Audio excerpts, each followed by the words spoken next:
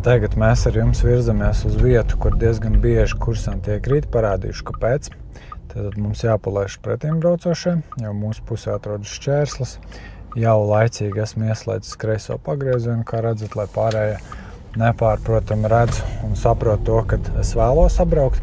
Tad pirmais šeit, tātad mums ir jāatgriežās atpakaļ neatkarīgi no tā, ka mēs esam spiesti šķērsot nepārtraukto, par to kļūdu mums nedos. Kursanti reizēm paliek pretējā joslā un par to arī eksāmens beidzās. Bet tagad šeit veicot kreiso manevru, jo diezgan bieži to eksāmenā šeit arī prasa, kursanti nepamana to, kad viņi uzbrauc uz vienvirziena ceļu. Tad tas ir ļoti, ļoti svarīgi. Pagaidām es vērtēju gājējus arī visu laiku paralēli. Skatos to labo pusi. Mums ir jādod ceļš pretīm braucošiem. Un kur mums ir laba iespēja. Es izgaizīšu sākumā uz labo joslu. Tad šeit ir ļoti svarīgi pamanīt to, kad ir sācies vienvirziens. Un tagad, ja mums dos komandu krustojumā nogriezties pa kreisi, mums, protams, tas ir jādara no kreisā malējā stāvokļa. Tad es jau saulaicīgi esmu ieņēmis kreiso joslu.